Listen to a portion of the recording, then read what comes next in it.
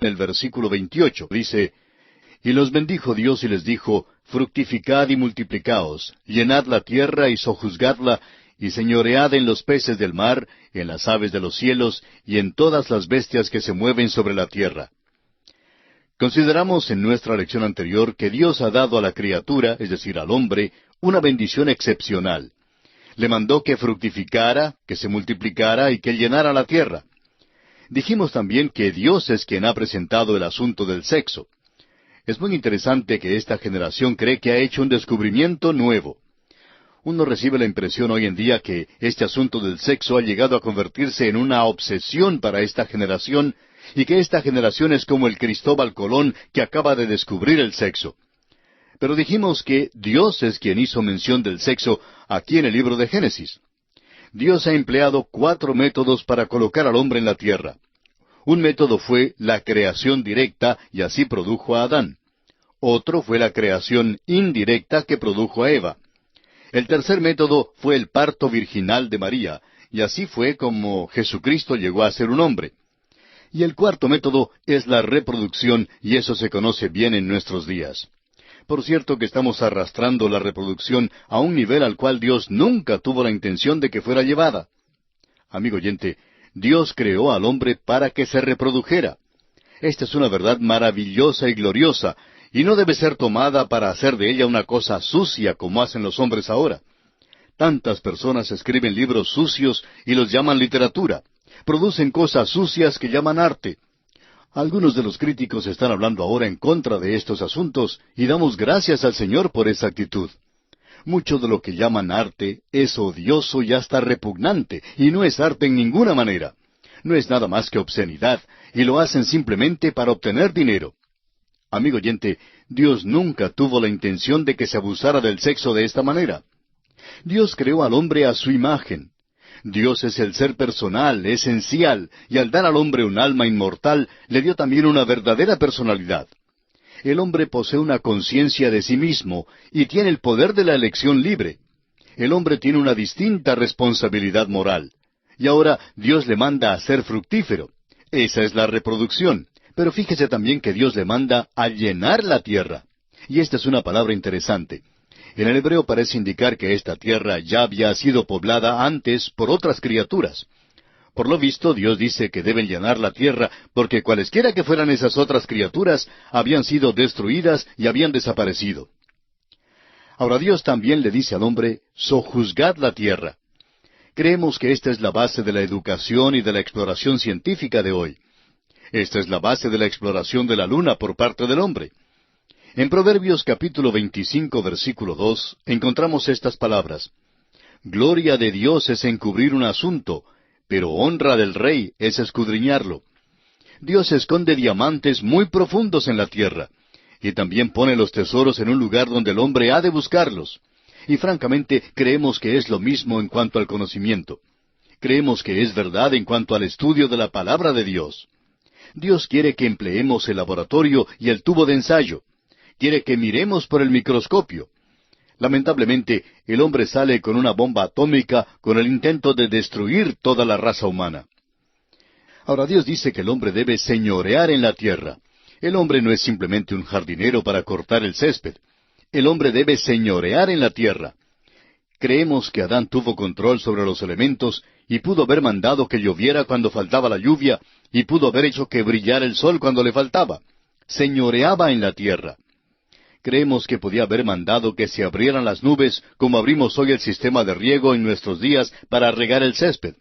Podemos ver esto en el Señor Jesús. Tuvo control sobre los elementos cuando estuvo aquí en la tierra. Pudo mandar que se calmara la tempestad y podía dar de comer a las multitudes. Y creemos que a Adán le fue posible hacer esto antes de que cayera en pecado. Pero cuando cayó en pecado, entonces perdió aquel señorío. Los 3 últimos versículos del primer capítulo de Génesis dicen, Y dijo Dios, He aquí que os he dado toda planta que da semilla, que está sobre toda la tierra, y todo árbol en que hay fruto y que da semilla, os serán para comer, y a toda bestia de la tierra, y a todas las aves de los cielos, y a todo lo que se arrastra sobre la tierra en que hay vida, toda planta verde les será para comer. Y fue así. Y vio Dios todo lo que había hecho, y he aquí que era bueno en gran manera. Y fue la tarde y la mañana el día sexto. Esto, amigo oyente, nos trae al final del capítulo 1. Y vamos a hacer un resumen aquí. ¿Cuáles son algunas de las cosas que notamos en este capítulo? Bueno, una de ellas es el hecho de que Dios se menciona aquí 32 veces. La Biblia no hace ningún intento para probar que hay un Dios. Ahora, ¿por qué no lo hace? Porque dice el necio en su corazón, no hay Dios. Dios no trata de probar su propia existencia. La Biblia es un libro escrito para revelar la verdad espiritual, religiosa y redentora, y esa nos llega solo por la fe. De modo que tenemos aquí el hecho de que Dios es aquel que creó. En este primer capítulo de Génesis aprendemos específicamente acerca de la unidad, el poder y la personalidad de Dios. Eso es exactamente lo que Pablo escribe a los romanos en el capítulo 1, versículo 20, cuando les dice, «Porque las cosas invisibles de Él, su eterno poder y deidad, se hacen claramente visibles desde la creación del mundo, siendo entendidas por medio de las cosas hechas, de modo que no tienen excusa». Francamente, amigo oyente, Dios nos ha limitado a fin de que tengamos fe en Él mismo. También encontramos algunas otras cosas en este capítulo. Notemos que niega el politeísmo. Un solo Dios crea. Niega también la eternidad de la materia. Comienza en el principio. Todo tuvo un principio, amigo oyente. Esto es verdad a pesar del hecho de que hubo un tiempo cuando la ciencia enseñaba la eternidad de la materia. Este capítulo niega también el panteísmo. Dios es antes que todas las cosas y existe aparte de ellas. Encontramos también que niega el fatalismo. Dios obra en la libertad de su voluntad. Y vamos a concluir esta porción del estudio del primer capítulo de Génesis dando una lista de las características notables de este capítulo. Primero, hubo orden. Segundo, hubo un progreso definido. Tercero, hubo puntualidad. Y cuarto, hubo perfección. Y esto nos trae al comienzo del segundo capítulo de Génesis, y nos encontramos allí con Adán puesto en el huerto bajo algunas condiciones. Más adelante consideraremos el día de reposo. En este segundo capítulo del Génesis ocurre un gran principio de la revelación por primera vez que no encontramos con frecuencia más adelante. Es una huella dactilar de la inspiración. Es la ley de repetición o de recapitulación. En otras palabras, el Espíritu de Dios, al dar la palabra de Dios, tiene la costumbre de declarar varios eventos en un breve bosquejo. Da una serie de grandes hechos y verdades, pero no la da de un modo detallado ni elaborado. De esta manera nos ha informado en cuanto a los 6 días de la creación. Luego vuelve para sacar de aquel detalle lo que le es de más importancia, y entonces da muchos detalles más a ese respecto. En Génesis capítulo 2, la creación del hombre en el 6º día, como se nos relata en el primer capítulo, sale una vez más a la luz para darle más atención. Este es el asunto importante que Dios quiere aclarar y tratar en detalle. Eso es lo que ocurre con el libro de Deuteronomio. Deuteronomio es la interpretación de la ley después de la experiencia de 40 años con ella en el desierto. No es simplemente una repetición de la ley, sino más bien una interpretación de la ley. Asimismo notamos que hay 4 evangelios. Encontramos muchas veces que se sigue este procedimiento en la palabra de Dios. Ahora el tema de este capítulo 2 de Génesis es la creación del hombre. Es esta la que saca a Dios del relato de la creación y nos la explica con más detalles. Aunque la creación del hombre es el tema del capítulo 2, encontramos que empieza aquí con el día de reposo. Dice el capítulo 2, versículos 1 hasta el 3, «Fueron pues acabados los cielos y la tierra y todo el ejército de ellos. Y acabó Dios en el día séptimo la obra que hizo, y reposó el día séptimo de toda la obra que hizo. Y bendijo Dios al día séptimo y lo santificó, porque en él reposó de toda la obra que había hecho en la creación». Ahora no perdamos de vista la importancia que tiene el día de reposo.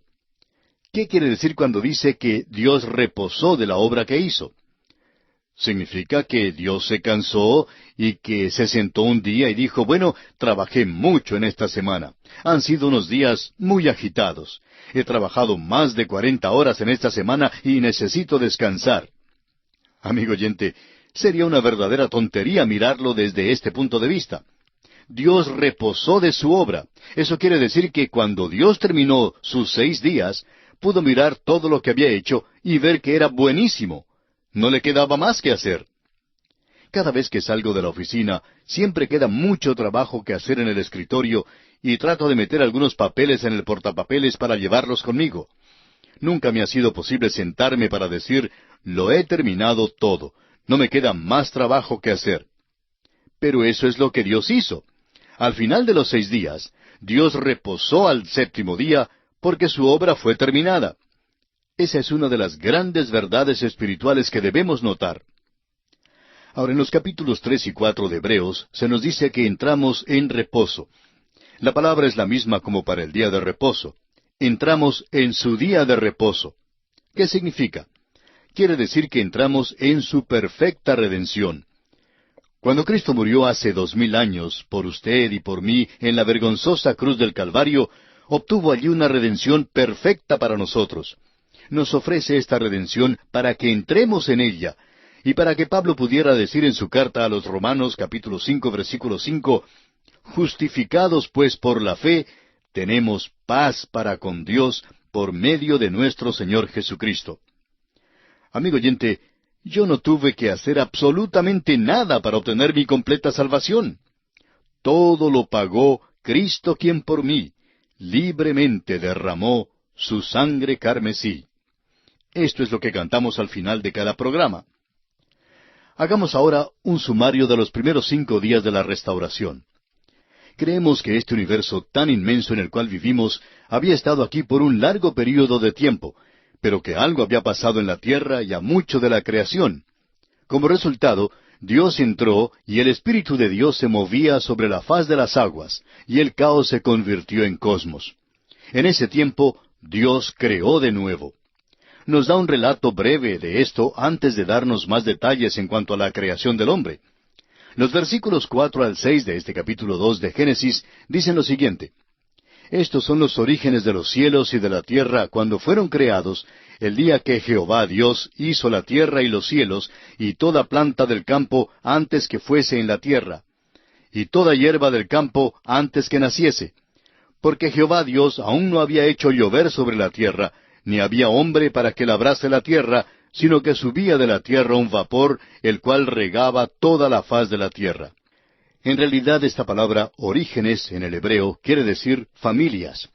Este libro del Génesis no es solo el libro de orígenes, sino también el libro de familias.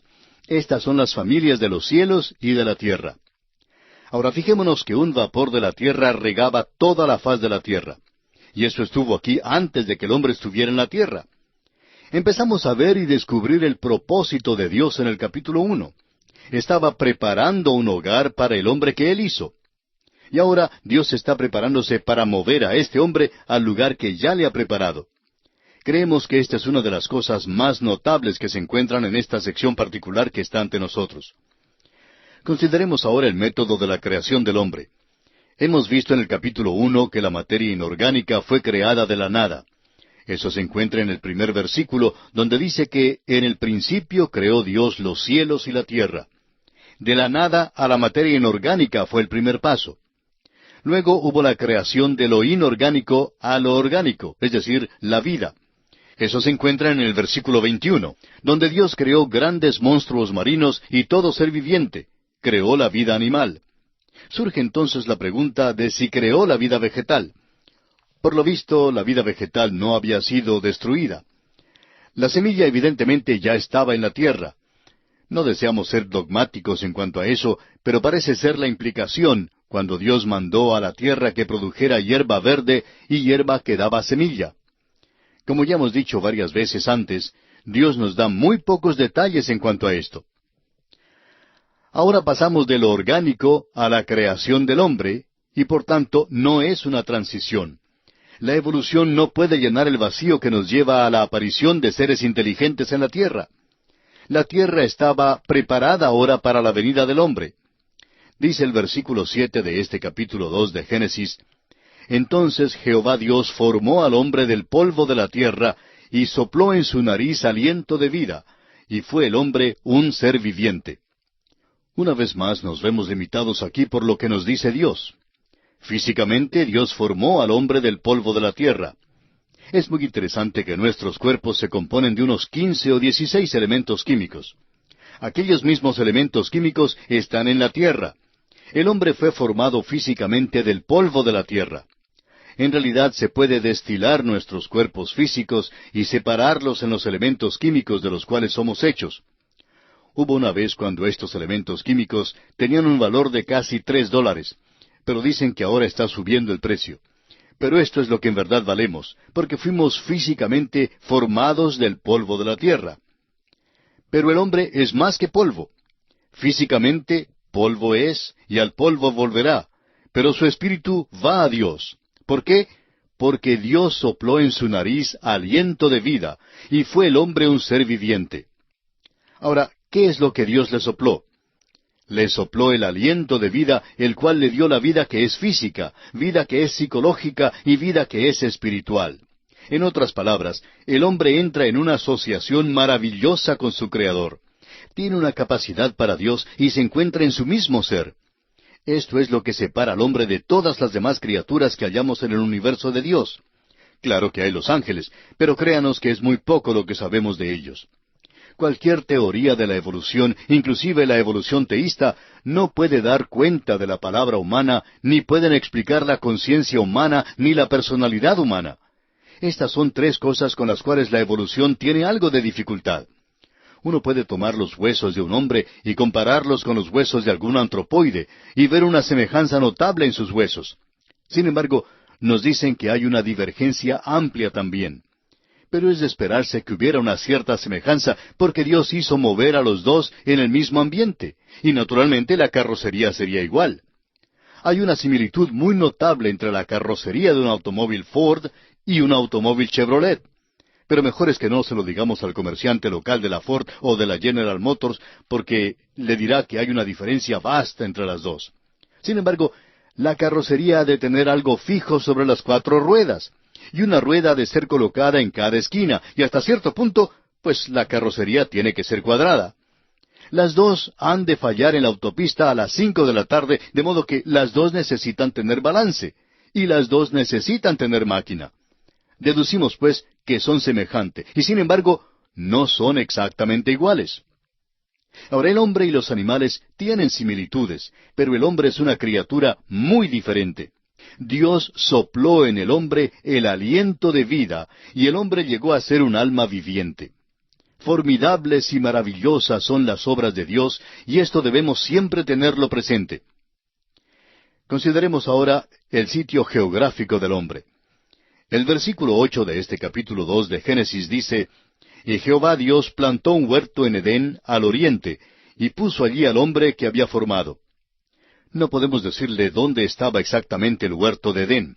Estamos seguros que estaba en alguna parte del valle entre los ríos Tigris y Éufrates. En efecto, pudiera haber estado en todo el valle. Aquel valle originalmente fue un lugar muy fecundo y todavía lo es.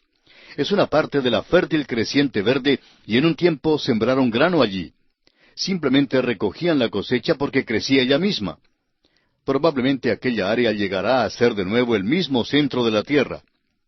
Dice ahora el versículo 9 de este capítulo 2 de Génesis, «Y Jehová Dios hizo nacer de la tierra todo árbol delicioso a la vista y bueno para comer, también el árbol de vida en medio del huerto y el árbol de la ciencia del bien y del mal». Estos son árboles extraordinarios que se mencionan aquí específicamente. Tenemos el árbol de la vida y el árbol de la ciencia del bien y del mal. No podemos decirle mucho acerca de ellos porque, francamente, no se encuentran hoy en día. Han sido quitados de la escena. Pero había de toda clase de árboles y notamos que eran deliciosos a la vista y también buenos para comer. Había belleza en ellos y también había el lado práctico en que eran buenos para comer. Es como entrar en una mueblería donde el ebanista le dice que un mueble es muy bello, además de ser muy práctico, funcional. Por tanto, estos árboles en el huerto de Edén eran tan bellos como funcionales.